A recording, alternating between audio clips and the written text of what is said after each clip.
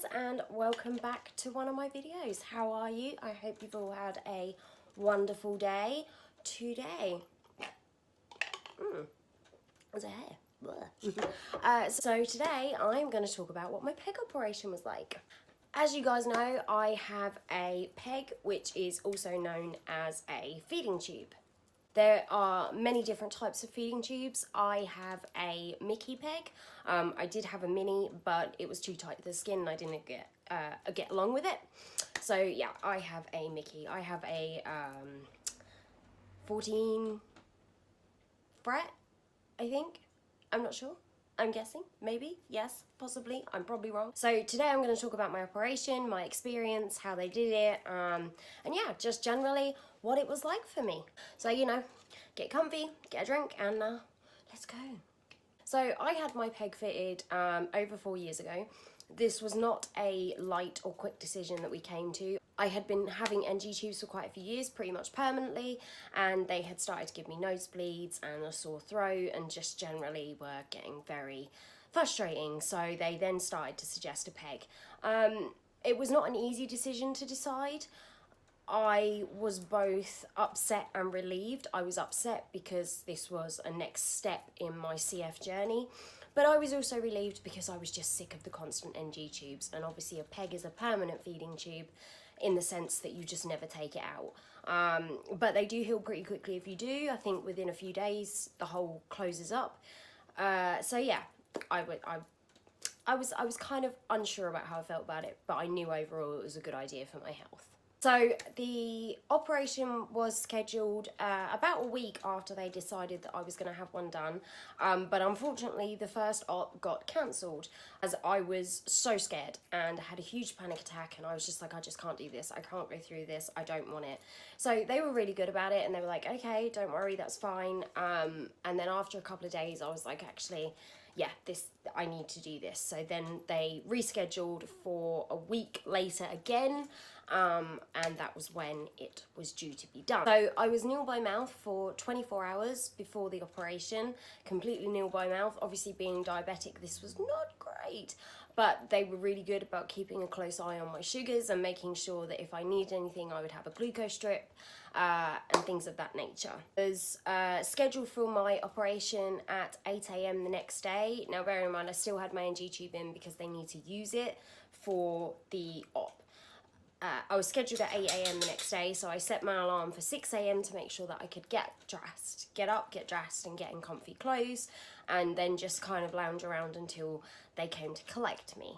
You are given a barium dye, which is basically a dye that dyes your insides. It's a lot of dyes. But yeah, it dyes your insides so that when you have an x-ray, it lights up like a Christmas tree. Like you could have put baubles on me, it was that bright. Not joking. So transport was due to come and collect me at 7 AM. Now, the transport department at my hospital are not great. I try not to criticise because I know they're under a lot of pressure, but how it works in transport, but honestly, they never seem to, if you've got anything that needs to be done at another hospital, because the operation is not done at my current hospital, it's done at the Royal London, which is not my hospital. Anything where you need to be taken to another one, they seem to struggle with timing, and I'm assuming it's because they have so many patients they have to deal with that they just kind of do a first come first serve basis, but that doesn't always work. So I was due my operation at 8 AM at the Royal London. Transport was going to come and collect me at 7 AM. And I got up at 6, and I remember I fell asleep after I'd got dressed and stuff because I figured I might as well sleep until they come and wake me up. Then my nurse comes in my room at 8 AM and says, oh, transport came for you at 5 AM to take you to the hospital. But I would have got there at 6 and the department I was supposed to go to wouldn't even have been open. So she sent them away and said to them, come back at 7 because she needs to be there for 8. They never came back. Like, they just didn't come back. like, I've had such bad experiences with hospital transport that I now no longer get them. I pay for taxis myself, unless I need a nurse escort or I absolutely have to use them. I just don't use them anymore. I pay for a taxi myself because honestly that it's just so much less hassle to do it that way. But being that I needed a nurse escort with me this time, I had no choice but to use them. So, transport came back at 8 a.m, the time my op was scheduled for. But the thing is, when you go to another hospital, they will normally do outpatient operations in the morning and then do inpatient operations throughout the rest of the day.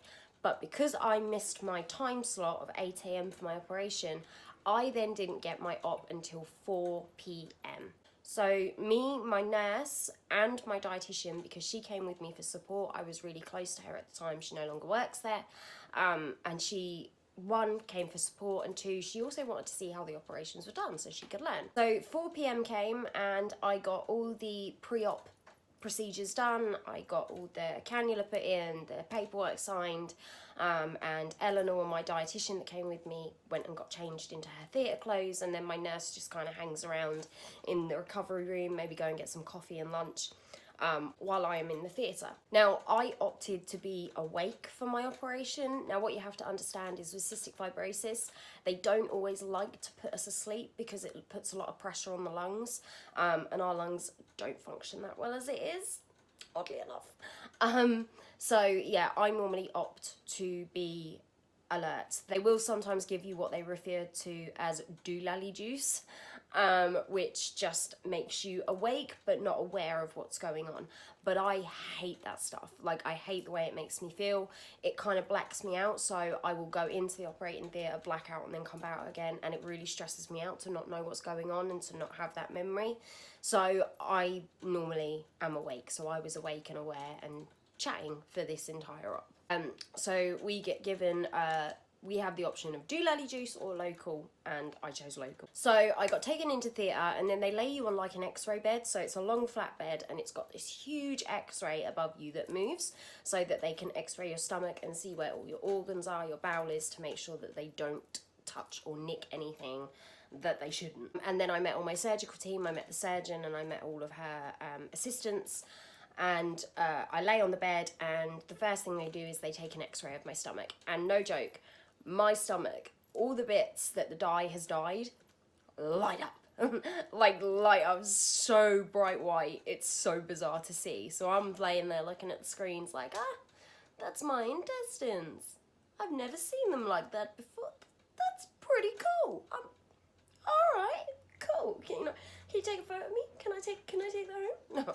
She then, they then laid like a tissue-like sterile sheet, I don't know what they're called, over me with like a hole cut out of it so they could see the area, and then she marked with a cross with her fingernail where she was going to place the peg. And then they do all the iodine over your stomach, which is cold, you know, and you got this horrible brown dye in your skin and stuff. But sterilization, it's important. Just gonna say, I can live with the ugly brown dye if it means I'm not going to get any infections. Mine looked a bit like a fake tan. I've never fake tan before, but I'm pretty sure that's what it would look like, you know. And I'm pretty sure that if I did fake tan, it'd be pretty patchy because I'm not good at stuff like that. So next came the bit that I personally hated the most. And it's the bit I always hate the most when I have operations, is the local anaesthetic. Now, I am very big on being honest and being truthful, and I don't tell you this to scare you, but honestly, that local anaesthetic, oh my God, so painful. Having that injected into my stomach muscles, it was like pain and pressure and stinging, and I just, like, I didn't burst out crying, but a couple of tears snuck their way out, you know, and I'm like, they're like, you okay? And I'm like, yep, I'm good, like, yep, cool. But they went numb pretty quickly, and then they do the scalpel poke test, where they literally take the end of a scalpel and they poke you. Now, they don't stab you. Like, I'm not saying they stab you, they don't. They just touch the pointy end into your skin, and if you can feel it, then they will give you some more. And if you can't, then great, you are ready to go. They then use the NG tube to pump up your stomach with like a gas, which inflates your stomach. So it makes sure that they have enough space for her to cut and jab and poke and stick all kinds of things in you without worrying that they're going to do any damage that they're not intending to do. Now, I didn't personally see with my eyes what happened in the op because, to be honest, really wasn't into watching someone cut me open. But any hospital programs on TV and they do ups and I'm like, yeah, cut that bitch. Slice out that cyst. Get it, man. You got that cyst. Scalpel that bitch. Except, house spoiler, just saying, the moment when House cut the tumours out of his leg in the bathtub, cringiest moment I've ever seen on TV. Still to this day, I've watched the whole season in the House about 8 times. Still can't watch that bit without going, ugh. Just, ugh. So from what I was told by Eleanor, because she actually watched it happen, you know, she was standing chatting to me watching what was going on, they make a 1 to 2 inch incision into your stomach, through the muscles, through everything, to pop the feeding tube in. And apparently, the surgeon told Eleanor that my stomach muscles were some of the hardest she's ever had to cut through. Yeah, boy! I'm not gonna lie, I was low-key proud. I'm like, I'm hard to stab. Come at me, bro. Shouldn't have done that.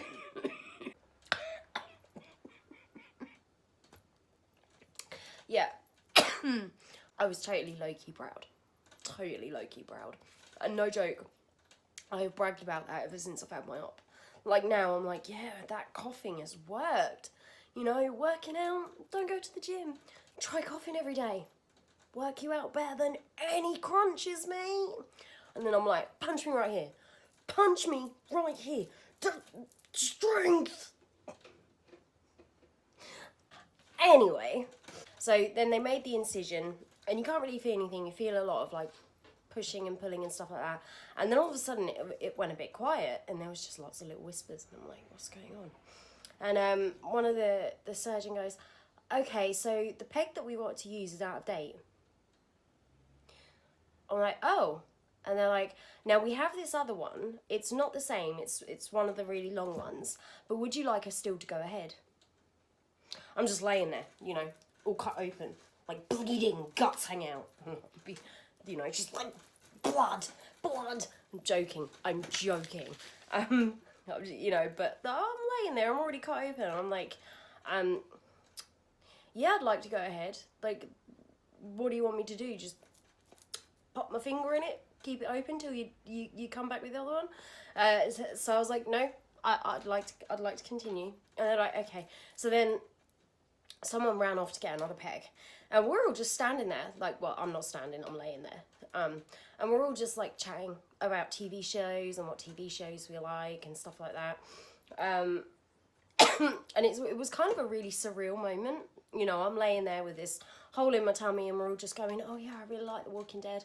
Oh yeah. Oh, I love House. House is my favourite. Yeah, totally. Oh, have you seen this? Oh, have you seen that? And I was like, yeah, this is a bit odd. This is not a normal experience, is it? You know, I mean, I was only laying there gaping open. I was only laying there open for like a couple of minutes, probably 2 minutes max, if that.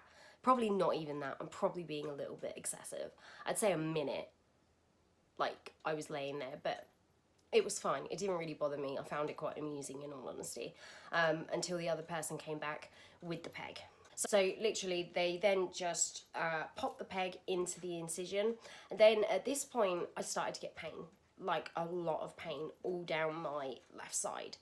And I was like, I'm hurting. It hurts. Oh my God, it hurts. And they're like, okay, April, it's all right, calm down.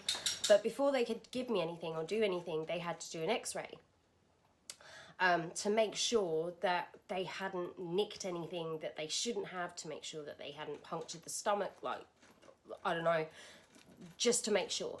But I'm laying there and I'm starting to cry and I'm starting to panic and my heart rate is starting to rise. So then they gave me some, like when they checked and it was all fine, they gave me these super strong painkillers and something to calm me down. I don't know what it was. It was good though. I don't really remember much from that point, but Eleanor said that I just kept saying, 3 things over and over. What's your favourite TV show? Do you like The Walking Dead? And I really like the surgeon's overalls. Those 2 sentences over and over. Because the surgeon's overalls were like a leopard print thing. They actually did look dead cute. And yeah, I was just like, oh, I really like The Walking Dead. What's your favourite TV show? Her overalls are nice. They're nice. What's your favourite TV show? The Walking Dead. Over and over. Like, I can't imagine how annoying I must have been. Because honestly, if that was me talking to me, I'd have been like, bitch, shut up. But apparently she answered me every time. So, power to her. So after they stitched me up, I was wheeled into recovery, where I stayed for 2 hours while they checked me over before transport came and collected me and my nurse escort. I remember this was at like 7 p.m. And I remember being wheeled into the back of the transport, and I was laying down because I wasn't allowed to sit up. And I remember laying in the back of the ambulance, and I was just, all I could see was the sky, and it was dark. And it was so peaceful. I actually remember just feeling so relaxed. I'm assuming it was the drugs, but I don't know whether I was just at ease with everything in life at that point. I'm gonna go with the drugs, maybe. But yeah, I could see the stars and the sky, and it was just so quiet. And then we finally got back to my room, and my nurse escort was dismissed. He was able to go home because he had been there since ridiculous o'clock until ridiculous o'clock. So they just said to him, go home, you've done your bit. And he was brilliant. I love Andrew, he's such a nice guy. And then they helped me into bed. And then you are nil by mouth for another 24 hours because you have to let the stomach kind of recover because it's inflamed, it's cut, it's bleeding, it's not a happy bunny. So you are then nil by mouth and you can't drink. You can have very, very small sips of water, but other than that, you cannot drink. Wasn't allowed to take any tablets, and on a glucose drip and stuff for the diabetic because you're not allowed to eat. But overall, the op actually went pretty well, and I would do it again. If for whatever reason my peg came out and I had to have the operation again, I would totally do it again. I cannot recommend a feeding tube enough. It has helped me massively in keeping some weight control, absolutely. So if you ever have the operation come up and they ever suggest it to you, know that it is not suggested out of like, oh, let's just stick a feeding tube in. It's something that they really think you're at a point that you need. Obviously don't feel any pressure, but understand that the op, it is an op, and the recovery is not easy, but I'll be making another video on that when I can. So I hope you enjoyed this video, and I hope that managed to clear up and maybe help you in your decision to have a feeding tube placed. Please remember to like and subscribe so you can keep up to date with me. Ding. And always remember, be brave, be amazing, be you, and keep shining. All my love, Pretty Pop.